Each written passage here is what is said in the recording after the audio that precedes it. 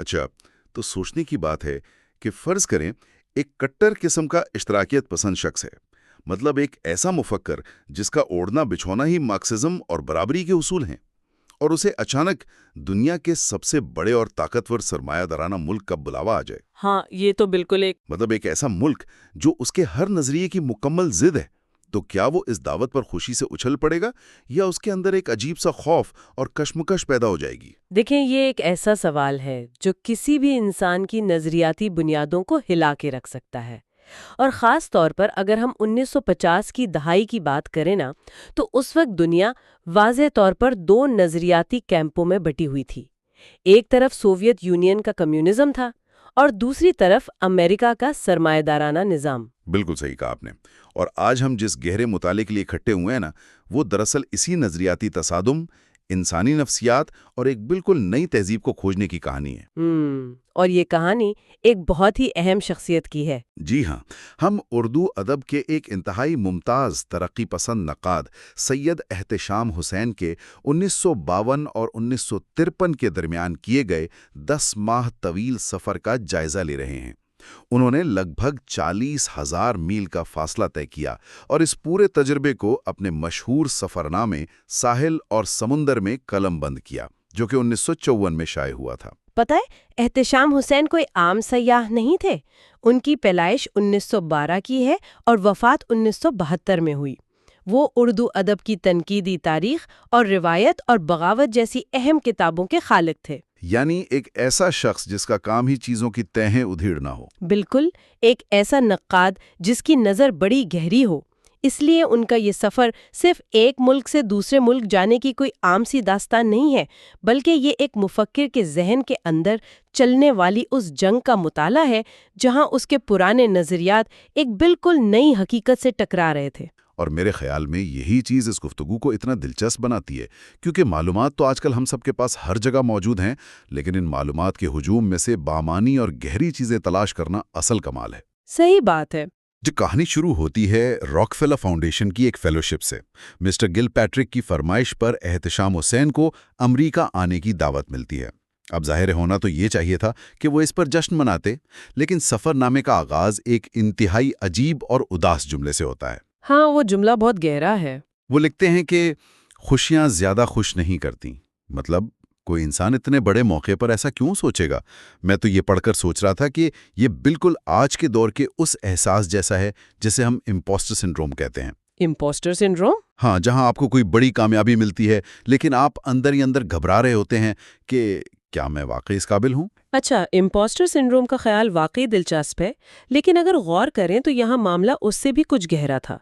मैं समझती हूँ कि एहतेशाम हुसैन की ये हिचकिचाहट महज अपनी काबिलियत पर शक नहीं थी, बल्कि ये एक बहुत बड़ा नजरियाती बोझ था। नजरियाती बोझ किस तरह का? देखिए, वो खुद लिखते हैं कि अनजाने खौफ मुझे बेहद रंजीदा कर देते हैं।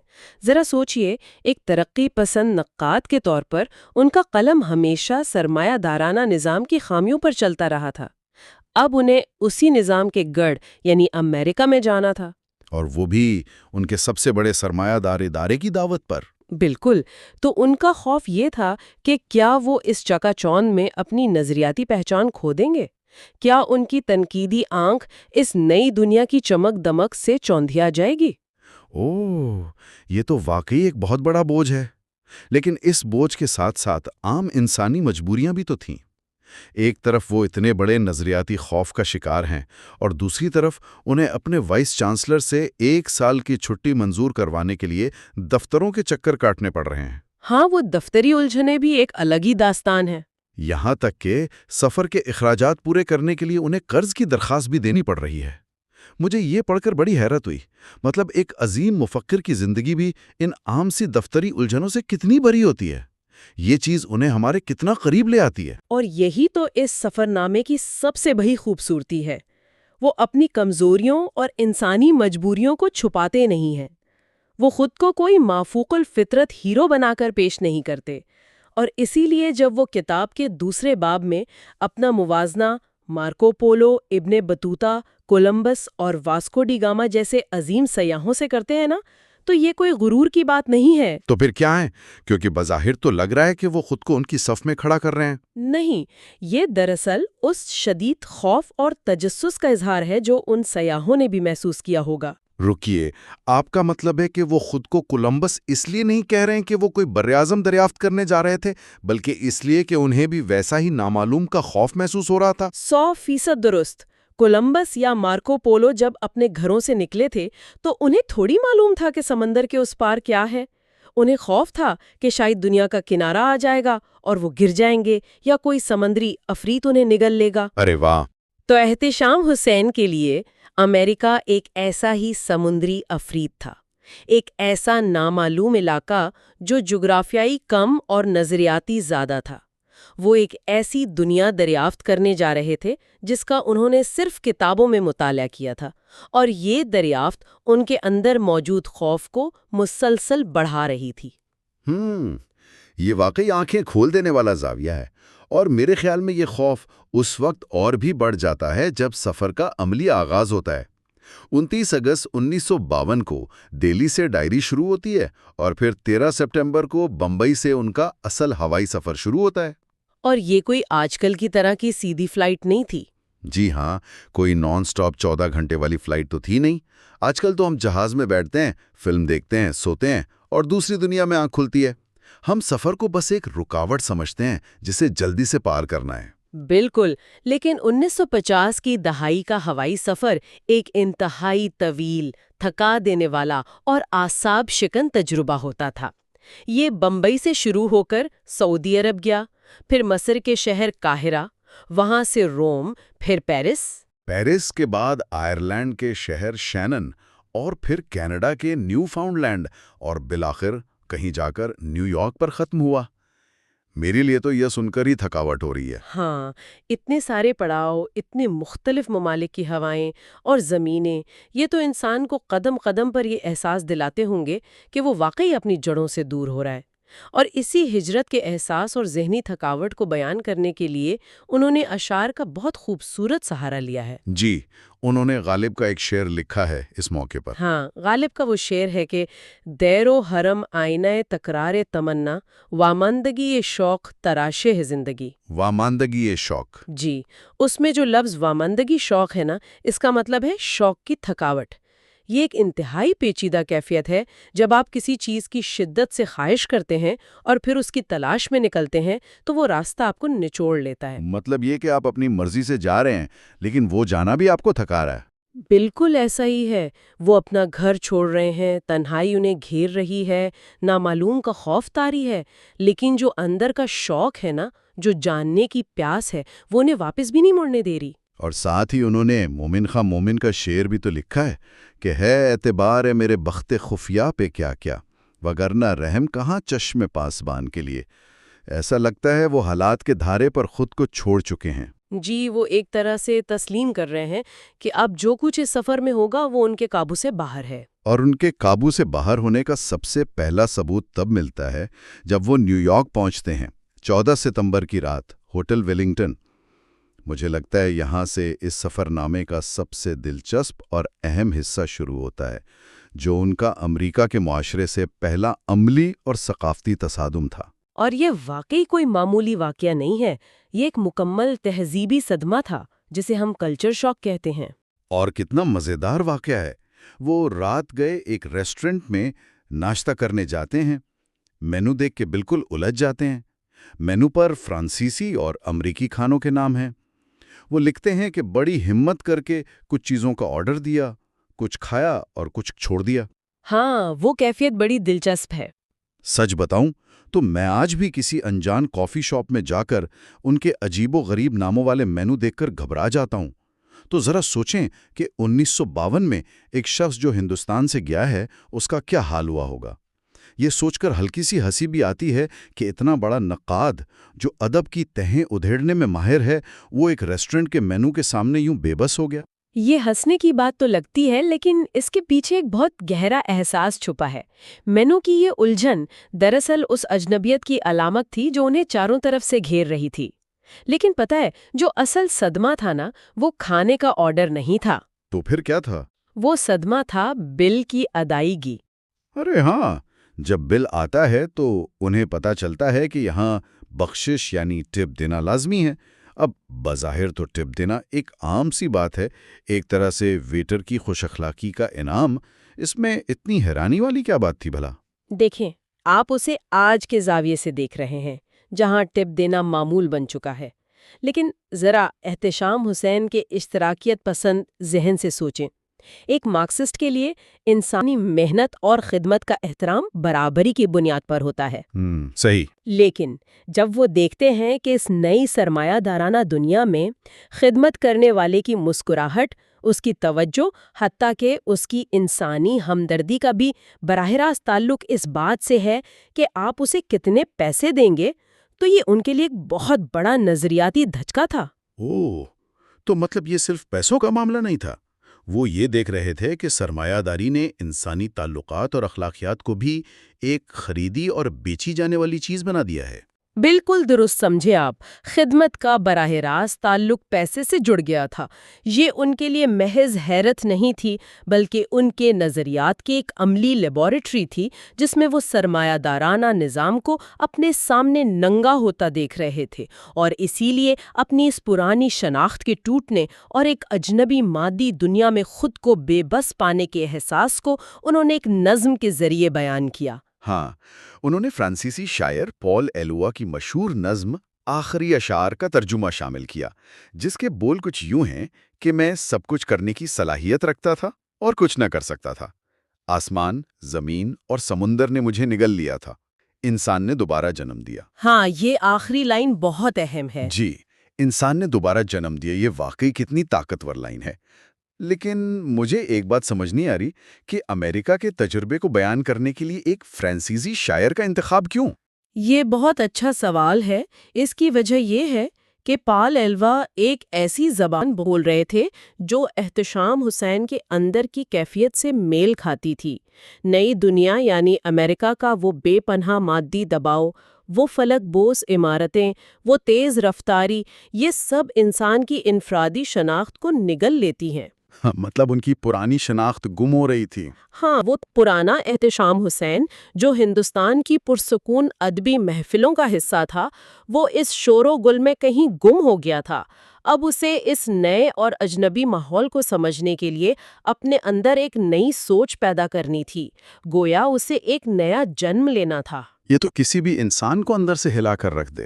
اور شاید اسی دفاعی میکنزم کے تحت انہوں نے اپنی تنقیدی آنکھ کو کھلا رکھا اور پھر غالب کا ایک اور شعر درج کیا۔ جی، گرچہ ہوں دیوانہ پر کیوں دوست کا کھاؤں فریب، آستین میں دشنا پنہا ہاتھ میں نشتر کھلا۔ یعنی میں تمہاری اس ترقی یافتہ دنیا اور چکا چوند سے متاثر تو ہو رہا ہوں، لیکن میں اندھا نہیں ہوں۔ مجھے اس ظاہری چمک کے پیچھے چھپا ہوا استحصال، وہ خنجر اور وہ نشتر صاف نظر آ رہا ہے۔ بالکل، انہوں نے وہاں کی ترقی دیکھی، لیکن اس ترقی کی قیمت بھی دیکھی، اور اسی لیے جب امریکہ کا سفر اپنے اختتام کی طرف بڑھتا ہے تو وہ کہتے ہیں کہ ذوق سفر اور سفر میں بڑا فرق ہے۔ اس سے ان کی کیا مراد تھی؟ مطلب یہ کہ کتابوں میں پڑھ کر دور سے کسی ملک کے بارے میں رائے قائم کرنا ایک خوابناک بات ہے، لیکن حقیقت میں وہاں جا کر اس نظام کی تلخیوں کو محسوس کرنا ایک بالکل مختلف اور بسا اوقات تکلیف دہ تجربہ ہوتا ہے۔ کیا بات ہے! اور اس کے بعد کہانی ایک نیا موڑ لیتی ہے۔ وہ اس تیز رفتار، مشینی اور مادی معاشرے سے نکل کر ایک بالکل مختلف دنیا میں داخل ہوتے ہیں۔ 21 مارچ 1953 کو وہ نیو یارک سے کوئین ایلزابتھ نامی بحری جہاز کے ذریعے انگلستان روانہ ہوتے ہیں۔ اور کاظم صاحب انہیں رخصت کرنے آتے ہیں۔ جی، اور یہ بھی ایک بہت دلچسپ تبدیلی ہے، جہاز سے بحری جہاز پر آنا۔ کی تبدیلی تھی۔ ہوائی جہاز کا سفر آپ کو سوچنے کی مہلت نہیں دیتا، آپ بس ایک جگہ سے اکھڑ کر دوسری جگہ نصب ہو جاتے ہیں، لیکن ایک بحری جہاز پر کئی دن کا دھیما سفر انسان کو خلا میں معلق کر دیتا ہے۔ بالکل، آپ کے پاس کرنے کو کچھ نہیں ہوتا سوائے اس کے کہ آپ سمندر کی لہروں کو دیکھیں اور اپنے اندر جھانکیں۔ اور احتشام حسین کو امریکہ کے اس شدید اور ہنگامہ خیز تجربے کے بعد ان لمحات کی ضرورت تھی۔ انہیں ان تمام بکھری ہوئے مشاہدات کو سمیٹنے، انہیں ہضم کرنے اور ان کا تجزیہ کرنے کے لیے سمندر کی وہ خاموشی اور سست روی درکار تھی۔ اور پھر وہ پرانی دنیا یعنی یورپ میں قدم رکھتے ہیں۔ وہ لندن جاتے ہیں اور پھر پیرس کی سیر کرتے ہیں۔ اور یہاں ایک بات جو مجھے بہت حیران کرتی ہے وہ یہ کہ ان تمام شہروں میں احتشام حسین کو سب سے زیادہ پیرس پسند آیا۔ ہاں، یہ واقعی قابل غور ہے۔ اب میں اگر آج کے اس دور سے سوچوں تو نیو یارک تو ہر چیز میں آگے تھا، بلند عمارتیں، پیسہ، سہولیات، تو انہیں پیرس میں ایسا کیا مل گیا؟ کیا وہاں کے کیفے یا رومانوی فضا نے انہیں متاثر کیا؟ پیرس کے کیفے اور رومانوی فضا تو ایک ظاہری چیز ہے نا۔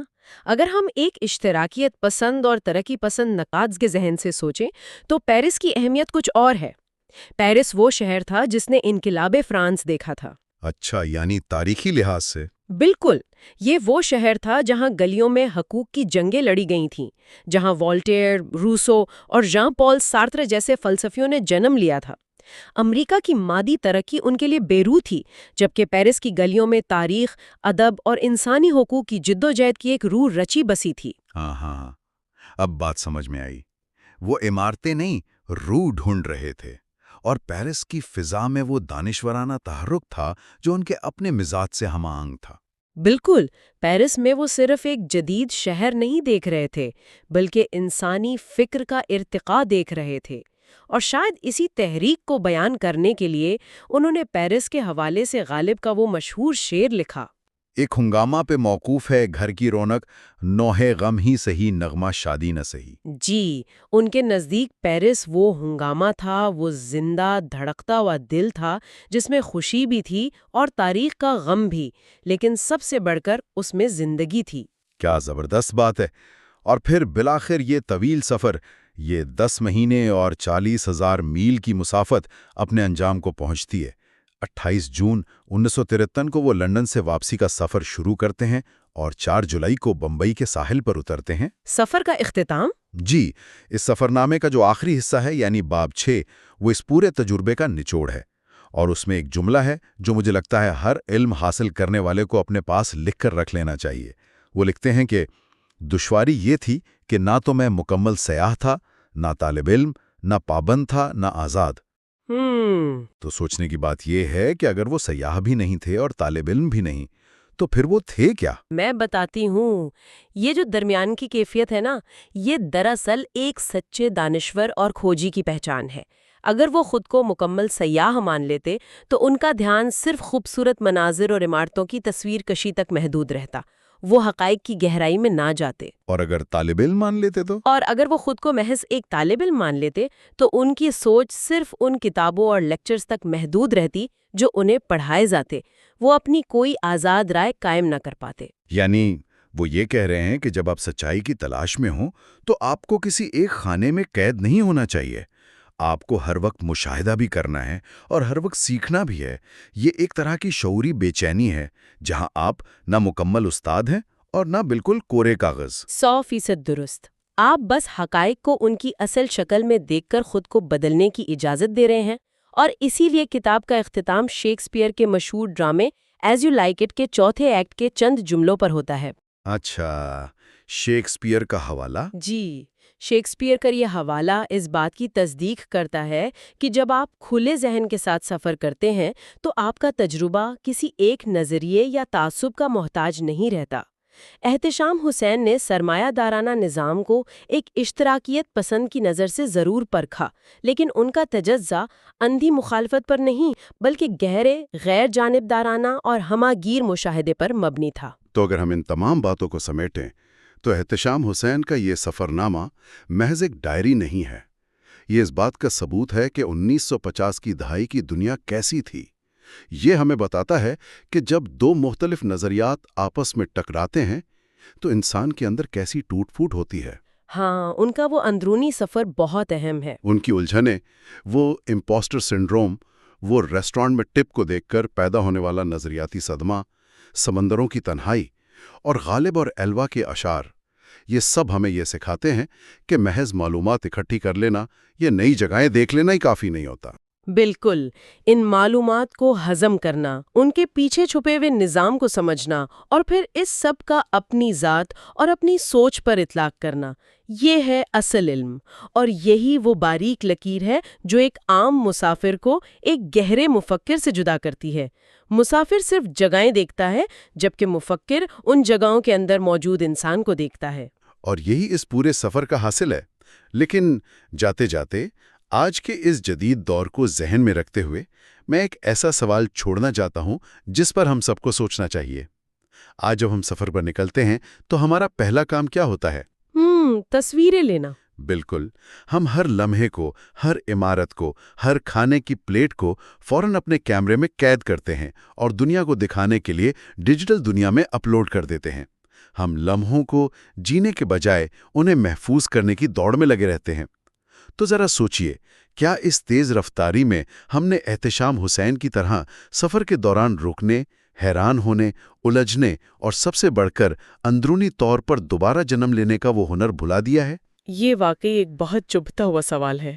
کیا ہمارے آج کے یہ سفر ہماری روح کو، ہمارے نظریات کو کوئی نئی شکل دیتے ہیں، یا یہ محض ہماری تصاویر کے البم میں چند اور رنگین تصویروں کے اضافے کا باعث بنتے ہیں، جہاں بظاہر تو سب کچھ صاف نظر آ رہا ہے لیکن اس کے پیچھے کی گہرائی، وہ مشاہدہ کہیں گم ہو گیا ہے؟ اس پر ضرور غور کیجیے گا۔